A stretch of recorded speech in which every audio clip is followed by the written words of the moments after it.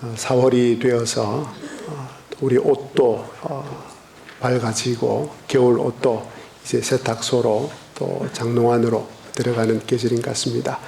우리 좌우에 계신 분들에게 반갑습니다라고 인사 한번 나누겠습니다. 반갑습니다. 반갑습니다. 네, 반갑습니다. 질문을 드리겠습니다. 기독교 복음이 여러분과 무슨 상관이 있습니까? 예수 그리스도는 여러분에게 어느 정도로 중요합니까? 평소에는 이런 질문이 그렇게 무게가 나가질 않습니다. 그런데 이런 상황이면 어떻습니까? 여러분의 자녀가 혹은 여러분의 부모가 복음을 전하다가 돌에 맞아 순교를 당했습니다. 예수님을 전하다가 돌에 맞아 순교를 당했습니다. 그러면 문제는 달라집니다. 왜? 도대체 복음이 무엇이길래 내 자녀가 돌에 맞아 순교를 해야 한단 말인가? 예수 그리스도가 누구이길래 내 부모가 순교를 해야 한단 말인가? 이 상황도 조금 거리가 멉니다. 좀 더 가까이 한번 다가가 보겠습니다. 여러분 자신이 복음 때문에, 예수님 때문에 순교를 당해야 될 순간이 다가오고 있습니다. 그렇다면 무슨 생각이 들겠습니까? 나는 왜 순교를 해야 하는가? 내가 믿는 진리는 참 진리인가? 나는 왜 예수 그리스도를 위해 순교해야 하는가? 예수 그리스도는 누구인가? 그는 참 신인가? 그리고 살아계신 하나님의 아들인가? 등등 여러 가지 생각이 떠오를 것입니다. 사실 이 설정은 스데반이 살던 시대와 그리고 이 사도행전이라는 서신서를 받아들이고 있는 데오빌로 각하에게는 이것이 설정이 아니라 현실 그 자체였습니다.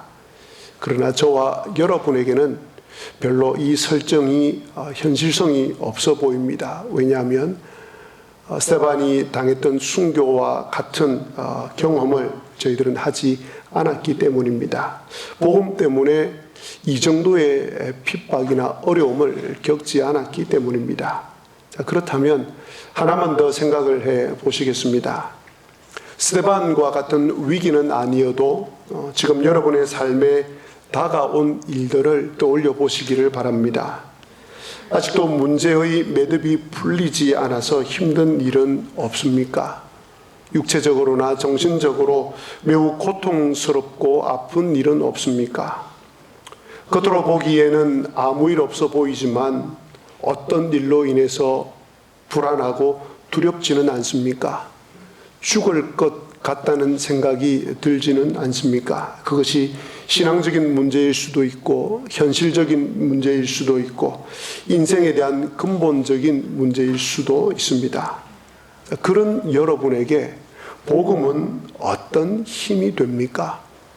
예수 그리스도를 믿는다는 것이 무슨 의미가 있습니까? 혹시 어떤 그리스도인들처럼 이 땅에서 축복, 죽어서 천국만 바라보면서 신앙생활을 하는 것은 아닙니까? 여러분에게 있어서 복음은 여러분의 삶의 어느 자리에 위치하고 있습니까?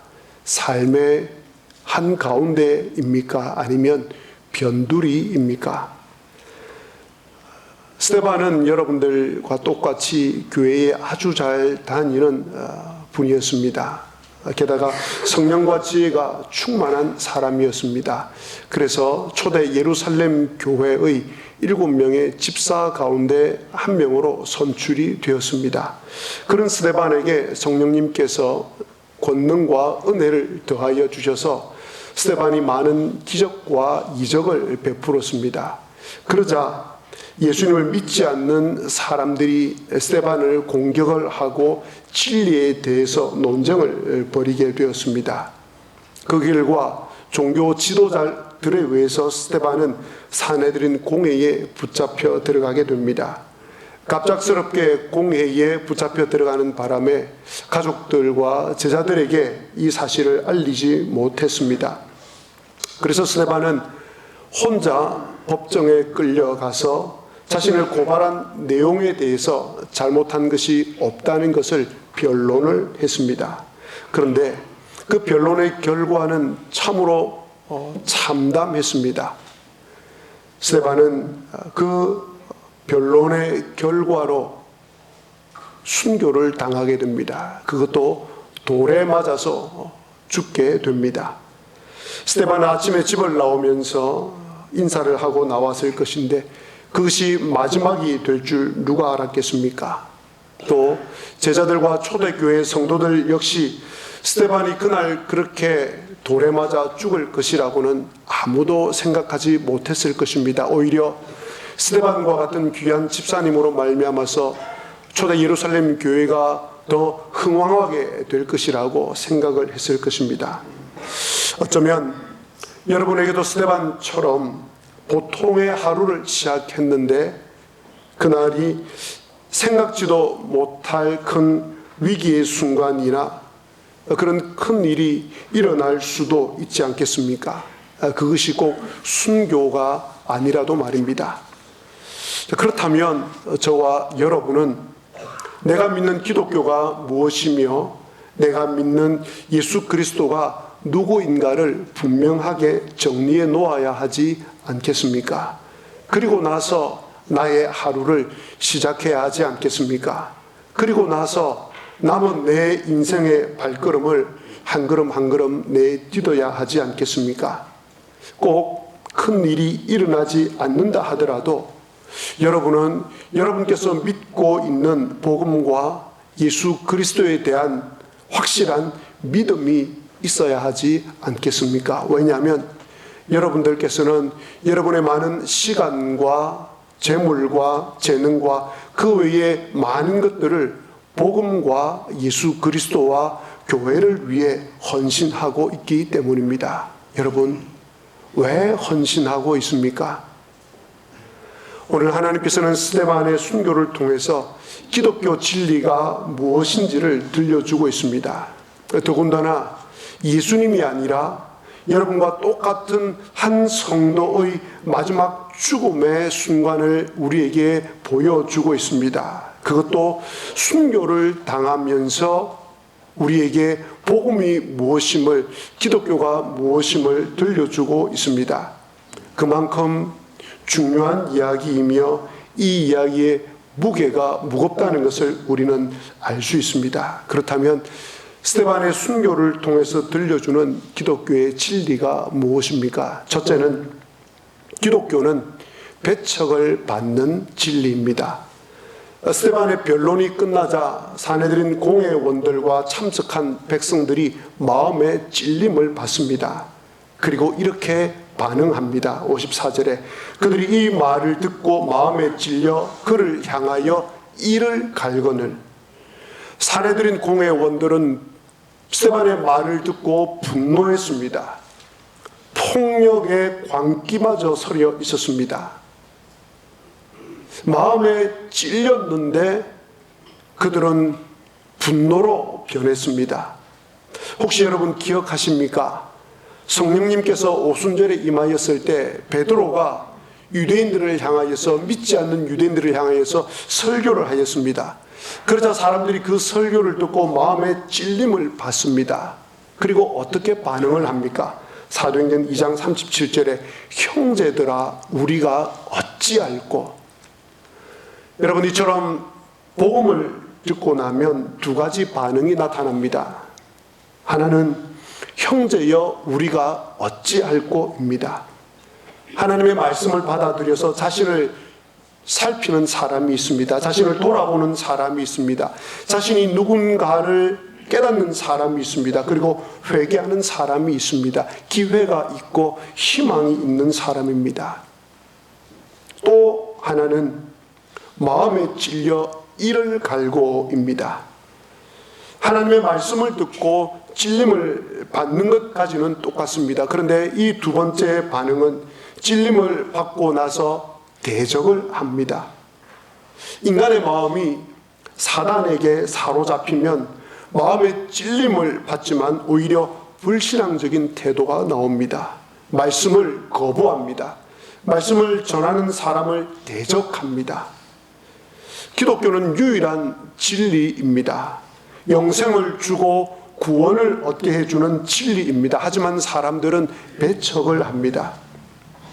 여러분들께서 말씀을 전하고 가르칠 때 진리대로 살아갈 때에 모든 사람이 그 진리를 받아들이지 않습니다. 모든 사람이 하나님께로 그 마음이 향하지 않습니다. 오히려 여러분과 복음을 대적하고 경멸합니다. 이런 사람들과 날카로운 충돌이 있을 것을 우리는 각오해야 합니다. 그러나 이런 위협이 있다고 해서 복음을 감추거나 피하거나 사람들의 귀를 즐겁게 해주는 내용으로 복음의 내용을 바꾸면 안 되겠습니다. 둘째로 기독교는 하나님을 주인으로 모시는 진리입니다. 스데반은 미쳐 날뛰는 공의 원들에게 둘러싸여 있습니다. 격앙된 고성이 오고 가고 있습니다. 냉혹한 얼굴들이 사방에서 스데반을 위협하고 있습니다. 무섭고 잔인한 죽음을 맞이할 것 같은 분위기입니다. 스데반에게 도움을 줄 사람은 아무도 없었습니다. 스데반을 변호해 줄 사람도 아무도 없었습니다. 인간의 도움이 완전히 끊겨버린 그때에 스데반은 어떻게 합니까? 55절입니다. 스데반이 성령이 충만하여 하늘을 우러러 주목하여. 스데반은 절망의 끝에 서 있을 때 하늘을 우러러 보았습니다. 하나님을 바라보았습니다. 오직 죽음만이 자신을 노려보고 있을 때 인간과 세상의 도움으로부터 눈길을 돌려서 삶과 죽음의 결정자이신 하나님을 바라보았습니다. 왜 그렇게 했겠습니까? 하나님이 스데반의 인생의 주인이었기 때문입니다. 기독교는 생의 마지막 순간과 고통과 위기의 순간에 그리고 자신의 모든 인생 여정을 하나님께 맡기는 진리입니다. 하나님을 자신의 삶의 주인으로 모셔드렸기 때문입니다. 세 번째로 기독교는 하늘이 열리고 그곳에 하나님의 영광이 있고 예수님께서 계심을 믿는 진리입니다. 스데반이 하늘을 바라보자 어떤 일이 일어납니까? 55절에 하나님의 영광과 및 예수께서 하나님 우편에 서신 것을 보고 말하되 보라 하늘이 열리고 인자가 하나님 우편에 서신 것을 보노라. 스데반에게는 육적인 눈이 아니라 이 순간 영적인 눈이 뜨여졌습니다. 그래서 하늘이 열린 것을 보았습니다.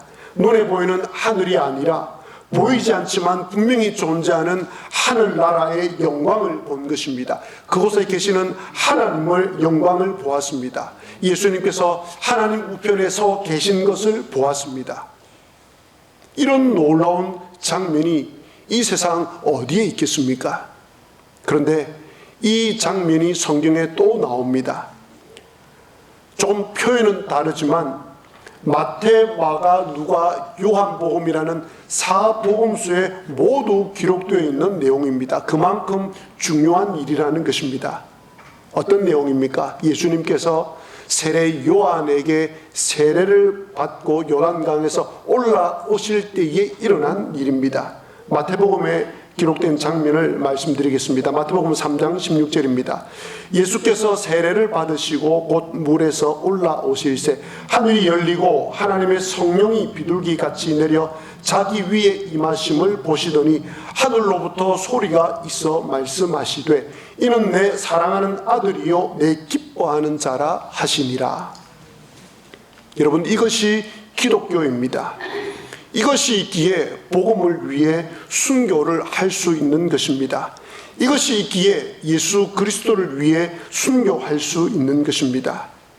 이것이 모든 사람이 기독교의 진리를 믿어야 하는 이유입니다. 기독교는 존재하지도 않는 허상을 믿는 것이 아니라 실제로 존재하는 것을 믿는 종교입니다. 그래서 기독교를 종교라 일컫지 않고 유일한 진리라고 이야기하는 것입니다.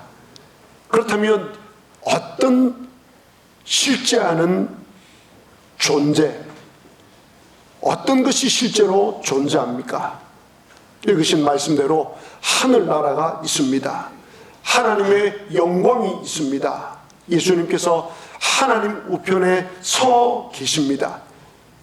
그것이 허상이 아니라 허구가 아니라 실제하고 있습니다. 그것을 오늘 스데반이 보고 있습니다.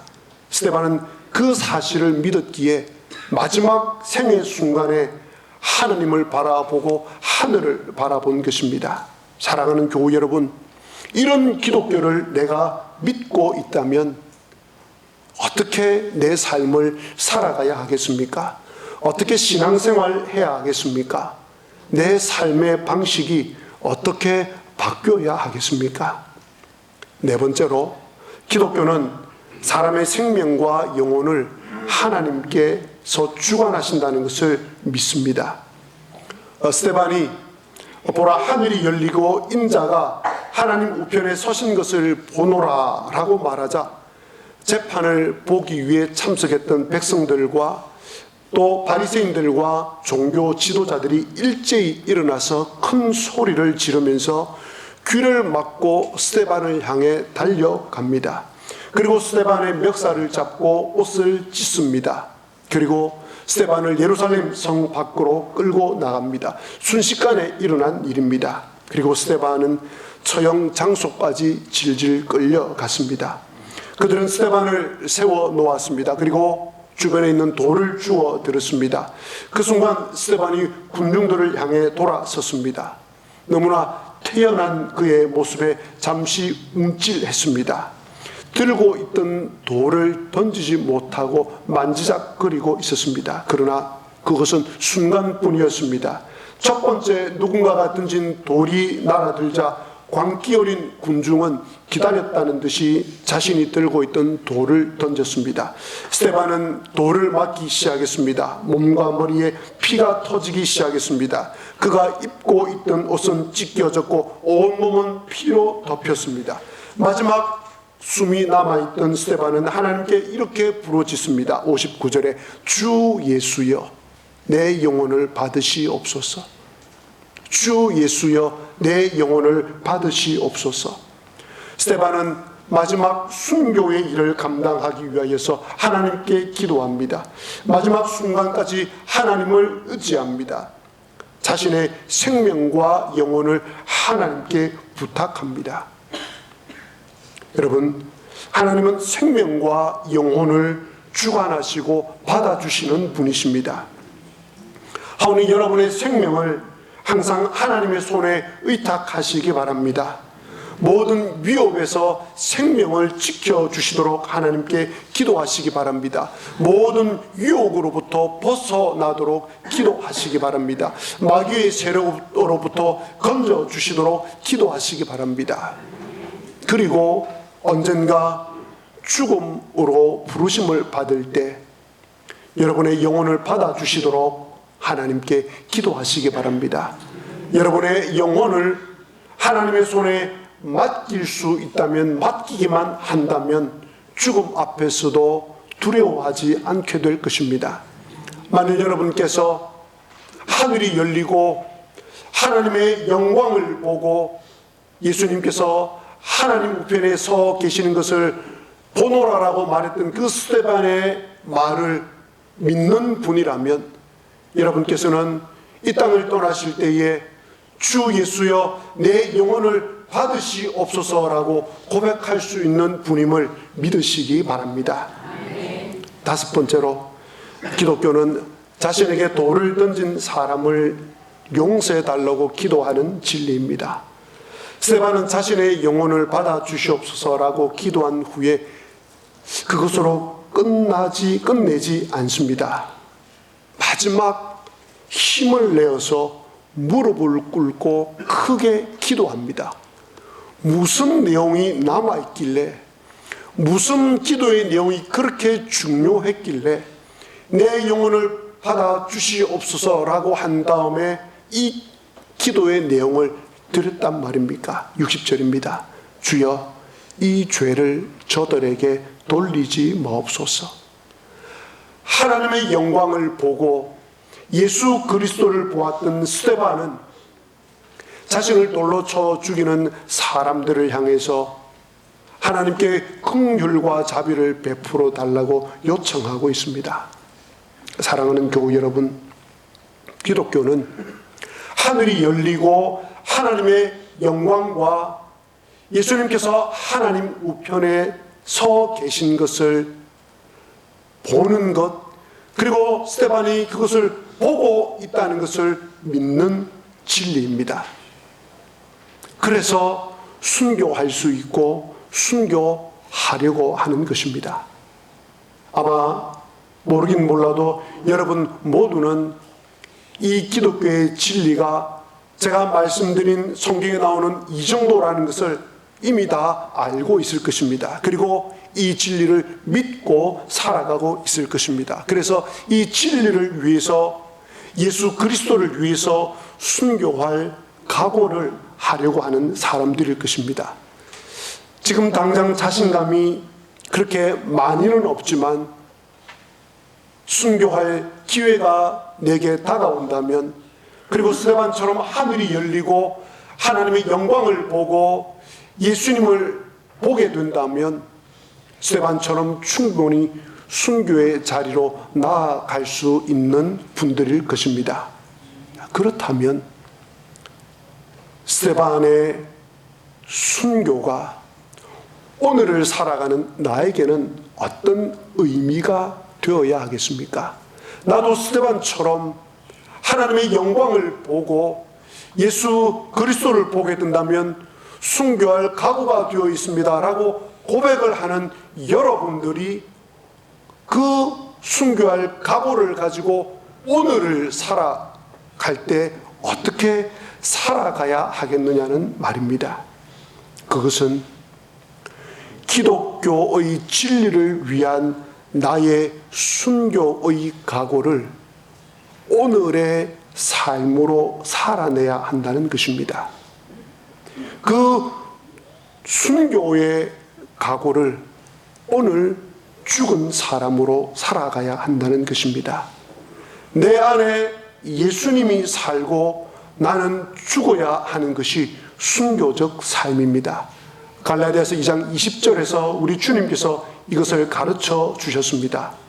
예수님께서 내 안에 들어오실 때 나는 십자가에서 예수님과 함께 죽었습니다. 그렇다면 나는 없고 예수님이 있는 삶을 살아야 합니다. 나는 죽고 예수님이 사는 삶을 살아야 합니다. 진정한 신앙, 진정한 믿음, 진정한 영성은 나는 죽고 예수님이 주인이 되는 것에서 출발합니다. 나는 죽고 예수님이 사는 삶이라는 것은 추상적인 삶이 아닙니다. 관념적인 문장이 아닙니다. 실제적입니다.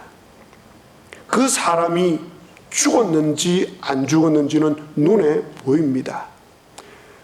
그분이 자신은 죽고 예수님으로 살아가는지 아니면 자신이 살아가는지 눈으로 보입니다. 오늘 여기서 나는 죽고 예수님으로 살아가는 사람, 그 사람은 내일 순교의 자리에 나아갈 수 있습니다. 오늘 말씀 속에 나타난 하늘이 열리고 하나님의 영광과 예수님이 하나님 우편에 서 계신 것이 실제임을 깨닫고, 그리고 오늘 나의 삶에서 내가 죽는 순교자의 삶을 살아가기를 원하시는 여러분들에게 우리 하나님께서 그 영광의 얼굴을 비춰주시기를 주님의 이름으로 기원합니다. 아멘. 기도하시겠습니다.